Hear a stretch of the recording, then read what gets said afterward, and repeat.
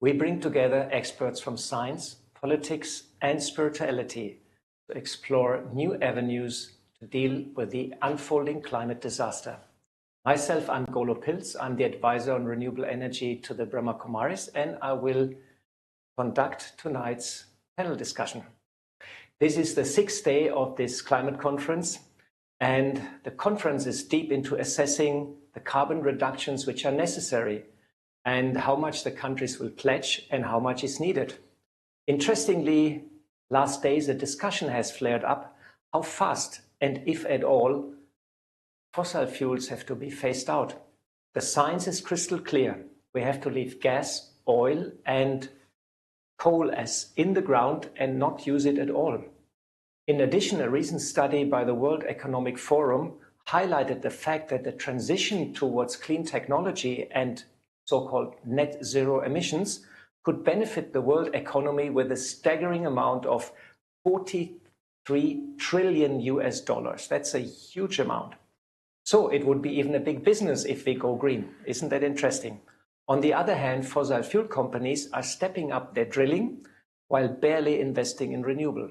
So there are mixed signals from this COP right now, and we have to see what will be the outcome. And of course, we will keep you posted. I'm very glad to have today 3 distinguished speakers here at our panel. Left to me is Apoorva Bose.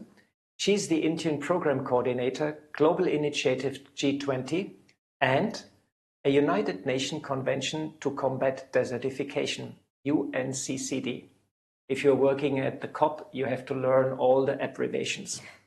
You hold a master's degree in international law, and your area of expertise range from environmental and humanitarian law to development, communication, and program coordination. You are an actress in Malayalam films, a singer, a voice artist, and a classical trained dancer. Welcome very much to our panel. Thank you so much. We have with us also Alan Bigelow. He is the Program and Science Director of the non-profit Solar Cooker International, whose mission is to improve human health, economic well-being, women's empowerment, and the environment by promoting climate-friendly solar cooking devices. At Solar Cooker International, he leads the programs in building capacity and in evaluating solar cooker performance. He also advocates for solar thermal cooking at the United Nations and holds a PhD in physics. And with us is also Sister Jayanti. She's the additional administrative head of the Brahma Kumaris, a spiritual organization with more than 5,000 meditation centers in India and 800 abroad. The Brahma Kumaris is accredited to the United Nations for Climate Change since 2009, and Sister Jayanti has been since then to most of the climate conferences. She is also our main representative to the United Nations. Welcome, Sister Jayanti. So let us start the panel discussion. Apoorva, I heard this is your first climate conference you're attending, and there has been as per today's figures, there have been a record 84,000 delegates registered at this climate conference. It's quite amazing. I heard the first climate conference started with 8,000 or 6,000 delegates, so this is quite a huge number. Hundreds of programs are going on daily, and the input is almost overwhelming. This is seen by some as a sign of success, but others also call it a dangerous distraction. So many people. To have to fulfill the mission to combat climate change. You are a communication expert, and can you navigate the hundreds of programs per day going on at the COP? Do you feel this is the right format to achieve consensus among the nations to combat climate change and find rapid action? Thank you so much for the question, and more so for inviting me. It's an absolute honor to be here. Now, again, this is my first COP, as you mentioned, and I walked in today feeling extremely overwhelmed at the kind of information, the events, the hundreds of side events that happens on a daily basis. So regarding information overload, I absolutely agree with you. I'm with you on that. I think there is a huge information overload. But then another way to think about it is also that climate change is a highly convoluted challenge, right? It's something which is highly multidisciplinary in nature as well. So I feel like when it comes to climate crisis, there will be, or I think it's inevitable that there will be information overload, considering you need so many stakeholders to be a part of that conversation. So with that, I agree that this is something which is inevitable. But regarding the format, and although this is the first COP that I'm attending, I have been observing COPs and I have worked for other COPs in the past as well. But what I always feel is that with the sheer number of people that's coming and the conversations that usually happens in silos. So there's one, amazing conversation that's happening in a certain pavilion for a set of audience that probably already knows the solution, that already knows the discussions and the challenges that exist within that specific topic. So is it really translating into actual meaningful engagements? This is something which I have reservations about, and I really hope that the current COP presidency has thought this through and sort of connects these silos together to create a platform that's meaningful and that's not superficial in nature. So I do agree that this is definitely one of the tested and tried formats when it comes to a conversation or a conference of this scale. But I think it's also important to have clear objectives and a shared vision amongst the people that's attending, the delegates. So definitely something to ponder over and something that I have been thinking about as well. That's a very interesting insights you're giving to us. Some say that this COP should go beyond discussions now and in implementation and action. And so let us see the next week and see the final document which will be agreed upon, because there we can see really if this big conference can agree on the action. Ellen, we met many times at the climate conferences, and I always remember that you enthusiastically promote the usage of solar cookers. You hold a PhD in physics and had exciting 15 years research at Columbia University Medical Center on particle accelerator and lasers. So it's a different area altogether. What brought you to solar energies? And can you see a positive trend at these COPs towards the renewables? Renewables are out since a long time. Investment has to increase. Some people say we need to triple the renewable energy capacity around the globe. So do you see a positive trend at this COP towards renewables? Thank you, Golo. I'm delighted to be here. It's a pleasure to talk to you about these issues and topics. I have a PhD in physics, and I had started my career in particle accelerators. There's a radiation biology program that I was involved in.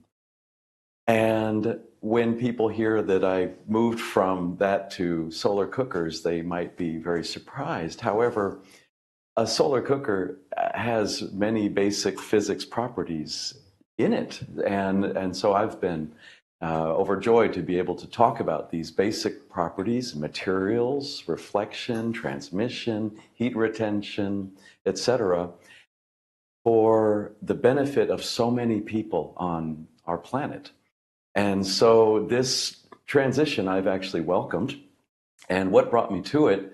Well, I've been concerned about the environment and the climate issues and was looking for solutions. So this goes back to about the time when I started working at Columbia.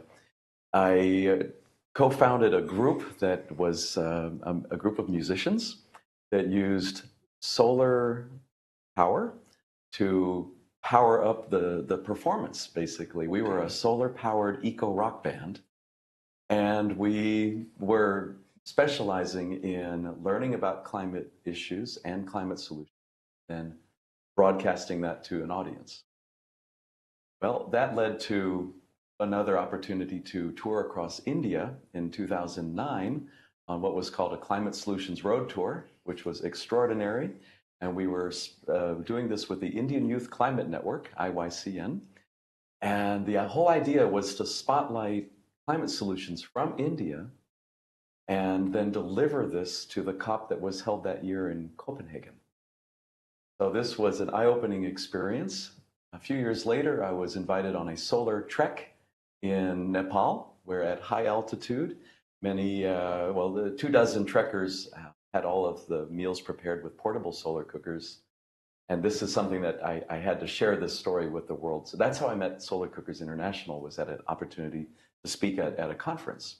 Well, advance forward from there, I was offered a job and I had to take it. It was a very exciting transition. And the second part of your question about trends, through all of this time, I've been aware of the unawareness of climate change. And I would say that that is definitely a positive trend in that the awareness level has certainly gone up. We don't have to talk about climate change and what it is. People know, for the most part. Another positive trend, I would say, and it is that people are conveying the urgency more than ever before. And I'm saying that in a positive way because we need that to be heard so that we can act on it. In the past, there had been, well, we understand it's urgent, but now it's a dire need. Finally, I wanted to point out that there is political will now, even more than before. We're seeing in the nationally declared contributions, the NDC documents from countries, a lot more language that is going to harmonize with what we do. And so that opens up opportunities for funding, for projects. And so we're now able to capitalize on those opportunities. So these are some of the, I would call these positive trends. This is a wonderful story. First time I hear a solar-powered rock band brought you to India and brought you to solar cooker. What a wonderful story. What a journey, you know. And I agree with you. I'm also working in solar cooking systems. We have bigger systems, community system, and it's complex. Yes. It's pretty complex. I fully agree with you. Mr. Jayanti, a totally different question. At this conference, the noise levels are sometimes hard to tolerate. Today I was in Pavilion and there was somebody speaking and there was a temporary wall, and on the other side something different was going on, and I thought, okay, what's going on? To actually that party, but the other party was making another speech on the other side. There's a lot of talk, but apparently a lack of the need for action to save the planet.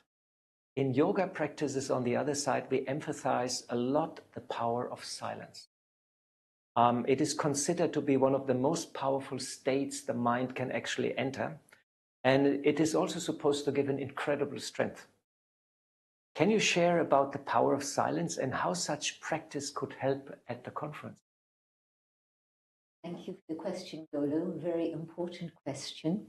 And yes, I totally understood what you were sharing. I was at a conference yesterday, and the person speaking in the next section, the partition section, it was so loud, I could really never mind let myself think, but I couldn't hear myself speak even.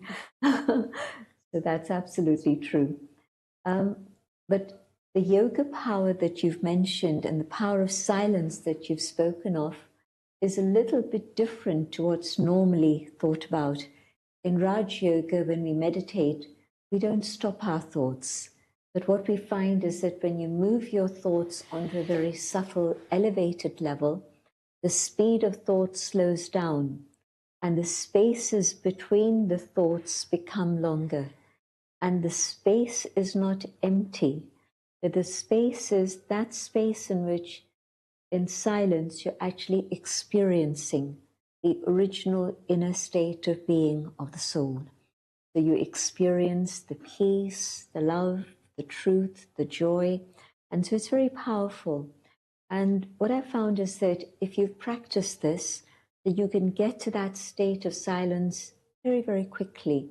It's not a question of sitting in meditation for hours to experience this, but even within a few moments, not just minutes, a few moments, you can really touch that connection within your being and come to that awareness.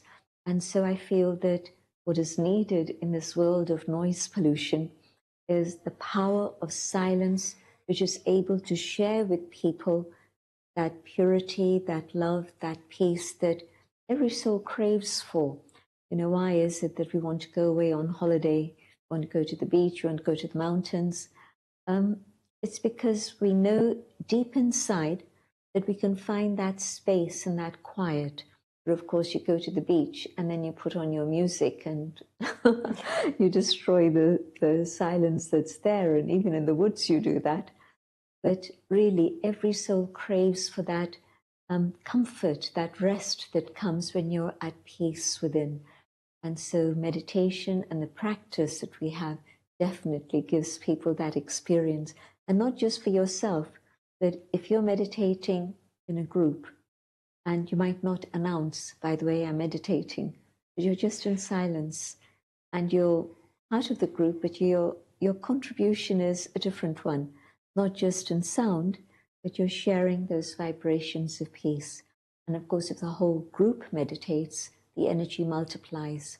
And I do believe that at this moment of time, people really need to experience this so that then they're able to gain the inner power to be able to accomplish what is necessary. Capacity building is part of this. One's able to develop one's inner capacity through silence. Very lovely what you said. Experiences rest in inner peace.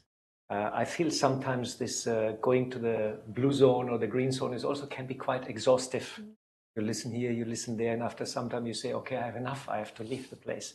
And luckily we practice early morning meditation and charge ourselves up and prepare for these kind of events. So I feel a regular meditation practice would be quite helpful for the delegates. And interestingly, for the first time, we have a faith pavilion also at the COP, and we have regular meditations also there. So let us hope that this vibration slowly is being picked up by the delegates. Apoorva, you work at the UN body to fight desertification. And this COP takes place, interestingly, in the middle of a desert. We yesterday drove a bit out, and the moment you come out here, it totally changes, it becomes hardly anything grows. And I know that deforestation and also reforestation is a big topic here at the COP.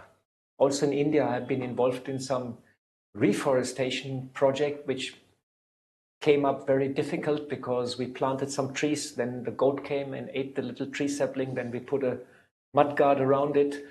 Then humans came and stole the mud guard because they could sell it, then the cow came. So it was a constant battle, the reforestation. So this is also a big topic here at the COP because the forest cover is an incredible important carbon sink also. Can you share a bit your work at the UNCCD? And are we on track to make the planet green again? What are the latest trends? Thank you for the question again.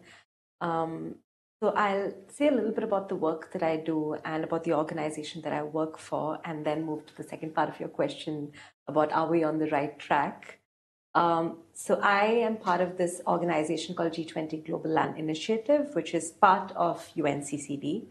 And we were born at the Riyadh Virtual Summit, the G20 Leaders Summit. And the idea or the global ambition is to reduce degraded land by 50% by 2040. So that's the huge ambitious goal that we have and that we work towards as well. So, but we're also much more than this ambitious goal. So it's also about protecting the precious ecosystems of the world. And what we also do to work towards that is showcasing success stories from around the world, which is extremely important. Engaging not just with the governments, but also with the private sector, which I think is extremely important as well. Empowering civil societies. We engage with private sector, with faith groups, and that's how we chanced upon Brahma Kumaris as well.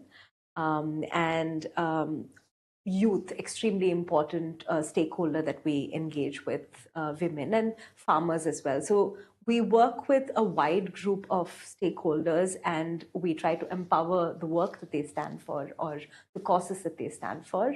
And finally, which is something which I am very closely involved with, is capacity building. And every time I say capacity building, the first question I get is, okay, but what capacity are you building?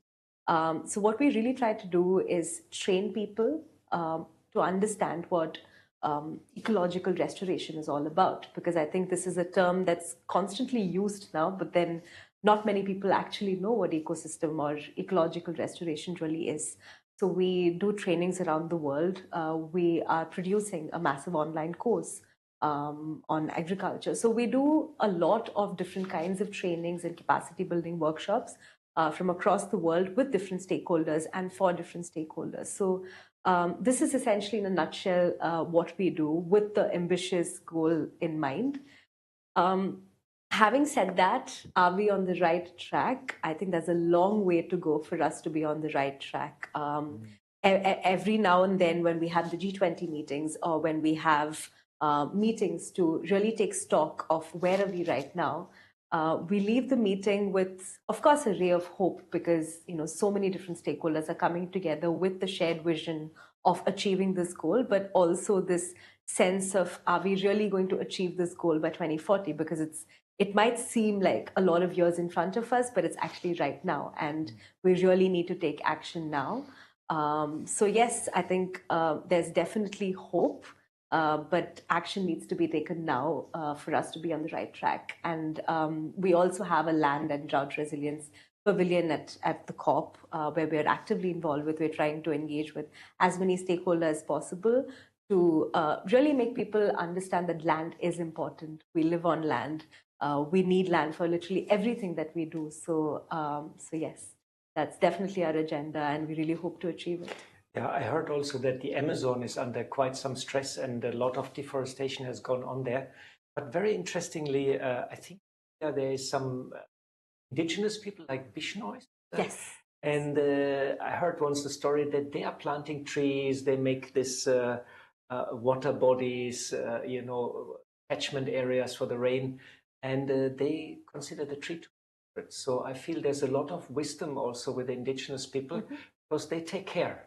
So if we learn a bit from them and reverse the flow of information, take information from them, I think a lot could be learned. I think it's important to marry that traditional knowledge, which I think is very, very important, with the technology that we have today. So, but what we often don't do is to go back to where we come from and the traditional knowledge that we already have. So rightly mentioned. Ellen, you often work with the less privileged people in poor regions of the world. Income is low. Fossil fuels are often quite costly. Either fossil fuels or firewood is very costly. And at the same, deforestation is a big issue also.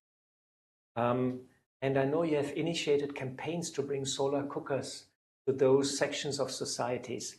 Can you share some success story as how the introduction of the cookers has given clean and cheap cooking device to the people, but maybe also generates income, because that's another big issue? Yes, thank you, Golo. And on this theme of the need for reforestation, that is something that is one of our main focal areas, because about 1/3 of the people on our planet, 2.3 billion people, are still cooking over open fires every day. And these are polluting fires, but this is damaging to our forests with the cutting of trees. So this is one of our main focal areas. But at SCI, we have 3 buckets of activity in our strategic plan. We have research, we have strengthening capacity, and advocacy. In our strengthening of the capacity aspect, we are having some success stories. And this is difficult work. It's sensitive work because of the populations that we're working with. And in these communities, we're finding that with some best practices being applied, we're able to make progress and traction. Just a couple of examples of those best practices. One is for local manufacturing. And so there's a sense of ownership in the community itself. We have an annual round of work in Kenya, where we are having cookers built in Kenya by Kenyans using material available in Kenya. And these are solar ovens that are then brought to Kakuma refugee camp, which is in northern Kenya, in a very barren area where about 200,000 people are living. And so the stress on that area is at a very high level, specifically for cooking fuel. However, meanwhile, it's tremendously sunny there. So it's an opportunity for solar cooking. So we are finding that by working with the best practices, also including training refugees how to solar cook by refugees who had learned how to solar cook the previous year. So we are involving the participants. We say we work with each other on this initiative, and these the training sessions happen in the local language, and there's a high level of trust. And I have to emphasize that these are women who are doing this work, and their excitement over a technology that can save them money and save them food, because often these refugees are needing to barter their own food rations to get fuel to cook the rest of their food, which is a terrible situation to be in. So when refugees are finding that they can actually save food, save money by using the sun as their energy for cooking, that's a tremendous opportunity for aversion of income. Just want to touch base slightly for a moment on another initiative that we have going the past 2 years as a consultant. We worked in an initiative in Yemen, a conflict area, also an area where it's very barren, so the desertification is also a great issue. There was a livelihoods-based project, and this involved building solar cookers and solar dryers to bring these to the communities for income generation. And so along that pathway, you have manufacturing, that's creating jobs. You have training, so the people who are doing the work are getting paid. And then the users of these technologies can use them to bake goods, to sell in the market. And then finally for the farmers, value addition through solar drying is having a significant change. Yeah. So we're delighted to see that, but it's a delicate work that has to happen. It has to be introduced in a way that's appropriate, and we're learning as we go, but we're excited to see some success. So it's a win-win situation for everybody. I think so. Yes, yeah. Yes. I have a solar cooking box since 20 years, and at Brahma Kumaris we always have 50 solar cookers in stock, and we distribute them also and try to promote them. But it's not easy to change the cooking habits of people. It's a delicate process. I'm fully aware about it, but the cookers are wonderful. We can even make bread and cake. And the food tastes very nice because it's a slow cooking process. So we're very much happy with our solar cookers, and it's a wonderful gadget. And it's so easy and cheap, you know, it's not so super complicated. Once the design is good, it's all right. Mr. Jayanti, how to become climate positive? It's a new term which I found, be climate positive. The whole climate change narrative is loaded quite negatively. You know, people see it as a huge threat towards their life and often try to ignore the whole matter completely, as it seems so big and unresolvable. On the other hand, it is said a crisis is also a chance, a wake-up call to act. A crisis is also a signal towards us that something is wrong, we're doing something wrong, some of our actions, something is missing, and it has to be rectified. From a spiritual perspective, what's going wrong and how to become climate positive? Mm-hmm. I think I understood from spirituality what was going wrong first, and then much later came to the aspect of environment and climate change. And what I'd understood was that the reason why we suffer is totally a spiritual answer, but it makes sense in the world out here. If I had negative thoughts and feelings, for example, anger or ego or greed or attachment, never mind what I'm doing to anyone else, I'm suffering first and foremost. My anger is creating upheaval in my body and is leaving a huge impact on my mind and my feelings also. And that goes to all the other negative feelings and emotions that we go through. So extend that outside and you see how ego and greed are being played out in today's scenario. And you understand that that's what's the cause of all the problems that human beings are facing.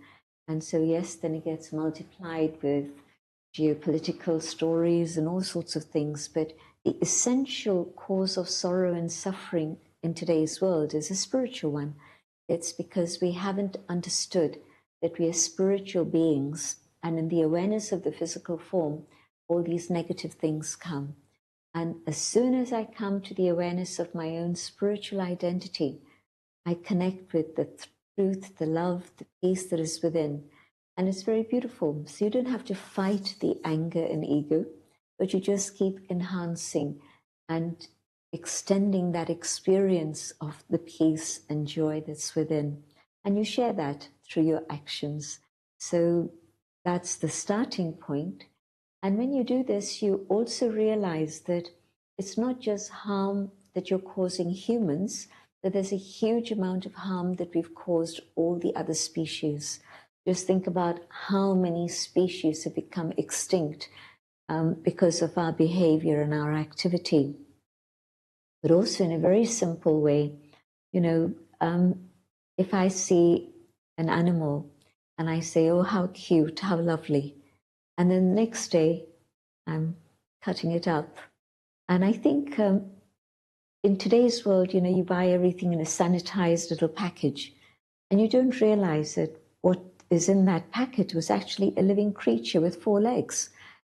So we've become disconnected not only with ourselves, but disconnected with nature and all forms of life. And so coming back to the awareness of who I am and my connection with nature and other creatures definitely makes me turn to something like plant-based diet. And then the other thing that happens is that as you meditate and take time for reflection and just look at the cause of, cause and result, action and the results of action, then you begin to realize that your choices are going to either create more happiness or more sorrow for you and for others. And so from the morning through to the night, there's an inner conscience that's speaking to you. We'd shut it down. We didn't want to hear it. We didn't want to listen to it. So it stopped speaking. But now you're allowing it to speak to you and you engage with it. And so you're making choices through the whole day. And that makes a huge difference. Climate change is the teaching point of towards us humans to bring out the best and develop, embrace ethics and values.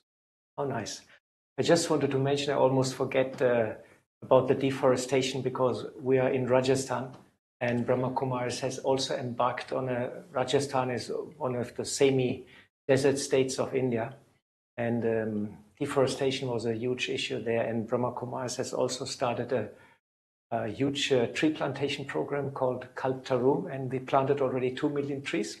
It's with an app, you can make a photo and you can become a member of Kalptaru. And it's quite successful, and we're looking forward to roll out on a very, very large scale and engage youth, especially also schools, awareness, training, education, and so on. And this brings me to my next question, Apoorva. You have been engaged a lot with the younger generation. You're still young. So this climate problem is a gigantic problem, and often activists, they withdraw or then develop anxiety or even burnout. It's quite a big problem. I met a psychologist in Oxford, and she told me her clinic is full of young students which don't see really a future. Can you share some stories of hope which keeps you going, but also maybe can function as a motivation for our listeners and our audience? Thank you. And I think it's a very, very important question in today's world of social media and information overload in general, because you open social media and Instagram is an app that, our generation predominantly use. And every second story or every second post is something which is, alarming or triggering, which is exactly what you pointed out earlier. So absolutely, I think, especially with climate change and the kind of alarming stories that comes out of climate change can be very triggering and emotionally very frustrating for the younger generations. But having said that, every day I see so many positive stories from young people, from school children who are doing such fabulous work. which also gives everyone that ray of hope to do better, to be better, and to also live with that understanding that you just need to be one with nature. And as Sister Jayanti just rightly pointed out as well, and to find that inner peace, I think for me, these motivating stories, they work a lot. And recently, I had actually attended a conference called GLF, Global Landscapes Forum, and there was a huge turnout from young people from across the world. And I think close to 800, 900 young people were there to discuss, okay, what can we do and what's the next step? How can we actually get the situation under control, and to hear these different thoughts from young indigenous community members, from policymakers and politicians and parliamentarians. And I think it was such a beautiful experience for me. And maybe just to point out two stories that I recently came across during the conference, which was truly inspiring for me. I think, there's a young person from India. His name is Bodhisattva Kandarao, and it was such a simple idea. So all you have to do is put soil, seeds in a sock, and the mission that the person started is called Magic Socks. So you fill it up, and then you just basically like wrap it up and basically fling it wherever. And when the germination, of course, starts when it hits water. So I think it's such a beautiful idea. And in that specific district in Maharashtra, the forest cover was increased by 80% just because of this one beautiful idea, which I found to be extremely inspiring and motivating. Another story was from Chennai. This young person started collecting plastics from the beach and collected over 800 kg of plastic waste from the Chennai beach. And I think these are stories which really motivates me, and I'm sure motivates a lot of young people.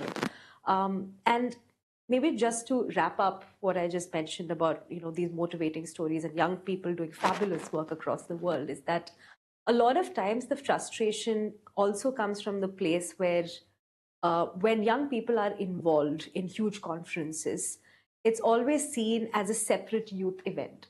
We're never given, the center stage at a major event. So there's the youth summit before I think Dubai had the youth summit before the COP.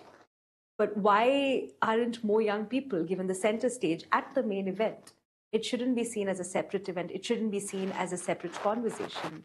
I think youth perspectives are very important, regardless of the sphere, because it is the young people ultimately that has to deal with the repercussions of what we do today. So I think that othering is something which we need to be conscious and mindful about, and this is something that I think is very frustrating in a lot of these huge conferences.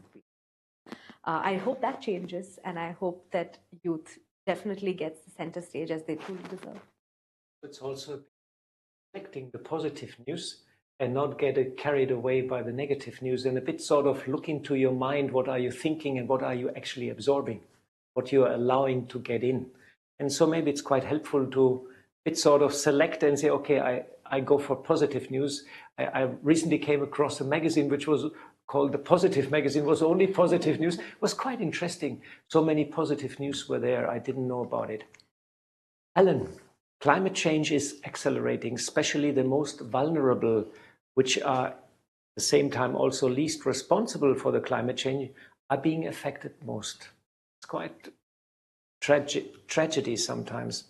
What gives you hope? And are there special moments at this COP you like to share with us?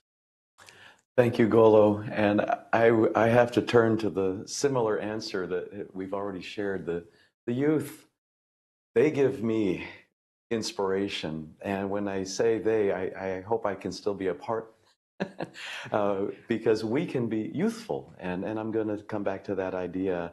But the youth are going through an education process where they're learning rapidly about solutions, what they can do. They're picking up their own toolkits about how they can apply their skills toward the climate situation. And so we have a lot of opportunity in even in solar cookers. There's so much room for creativity and to make improvements, not only on the cooker itself, but on how it's brought to a community. So there's a lot of opportunities there. reconnecting with the Indian Youth Climate Network, who is here at COP28, was a wonderful opportunity to see how they've continued doing their work from 2009, which when I first met them, to what they're doing here now.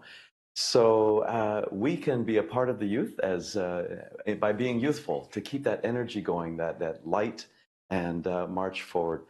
I just have to conclude by one thing that I'm just absolutely delighted about from our own experience here at COP. We think that this was the very first time that we were able to do solar cooking in the blue zone at COP. And we did this yesterday and the day before at our exhibit. And we used a plant-based diet, which is what I would do anyway. But when you cook in front of delegates, ministers, all the people who are intermingling at the COP, you can show them how it's working. They're able to smell the aroma, and also to see on the inside, those are potatoes, carrots, and understand that aspect as well, that we are choosing to use plant-based diet for the demonstration. But that was extraordinary to be able to do that here in Dubai, where we have the exhibit stands were outdoors and we were bathed in sunshine, so we used it. Thank you very much. Very lovely story. And you're right, we oldies sometimes feel quite young. At least I don't feel really old or so, and I consider myself also a young person. Sister Jayanti, you are a climate veteran and have been attending this COP now for a full week. You had a number of programs and lots of interactions with the delegates. What's your impression? Is there finally a growing understanding that the root of climate change lies within us? Our thoughts, our emotions, maybe the karma of the past have to be resolved, and only then can we bring a positive change. Can you share your insights with us? Is there a trend change in the COP? I'd love to say yes, but I have to say that it's still quite a novel, strange idea to most people. I'm lucky that I get involved with people who are on the same wavelength. And so, but I find that I'm speaking to the converted, people who already believe these ideas. Out of the 84,000 people that you've said are there, and yes, you can see them when you're out in the passages and they're walking up and down, you can see it's a huge, huge number. Or when you look at the car park and you see what's going on there. But the reality is that it's still only a minority that understands the whole concept of spirituality and consciousness and what's going on inside, reaching outside. But the good thing is that UNFCCC has now given faith leaders a platform. This happened yesterday at the Innovation Hub. And so that was the first time in all these years that that's happened. But also just a little while earlier, a few years earlier, the environmental activists were asking people like myself to come on their platform. So these two blocks have shifted. Today I was again with somebody from the International Union of Nature. So again, he was talking about how it's not easy to tell everybody about all of this, but that he himself definitely is very much on that path of understanding that what's going on inside can have an impact on what's going on outside. But it's slow, very slow. But maybe as time moves on, it can accelerate. I'm sure it will. Sharing, I feel also that moral and ethical standards are becoming increasingly important. And if we all work to strengthen these standards, then of course our actions will change and take the right choices. So slowly we're coming to the end, and we have a quick last question for everybody. Please, in one word. Apoorva, what is your one blessing for this climate conference to become successful? One blessing would be that at the end of it, we drown out all the noise and something substantial comes out of it. Substance. Very nice. Sister Jayanti, what is your blessing for the COP? Transparency. Transparency, yep. Let there be transparency. Alan? I'll suggest harmony. We have to work together. We have no other choice. Harmony, peace, transparency. Wonderful. So this brings us slowly to the end of our panel discussion. And Mr. Jayanti, would you like to wrap up this discussion with a short meditation and guide us and take us beyond? Yeah. I go on a journey within. And as I go inwards, I can feel the peace that lies inside. I go deeper and deeper, connecting with the being that I am, the being of light, the being of peace.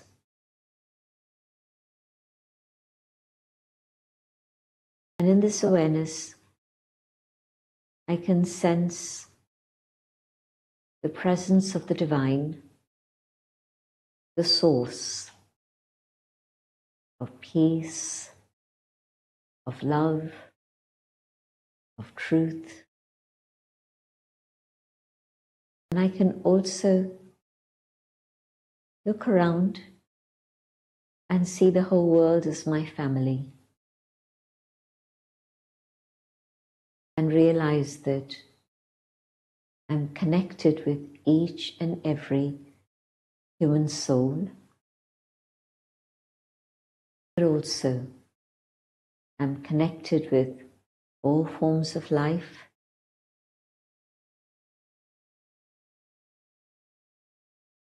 and I'm connected with nature itself.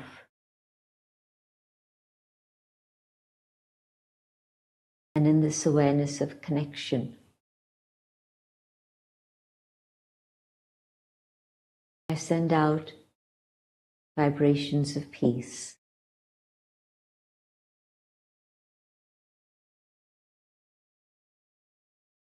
Thank you.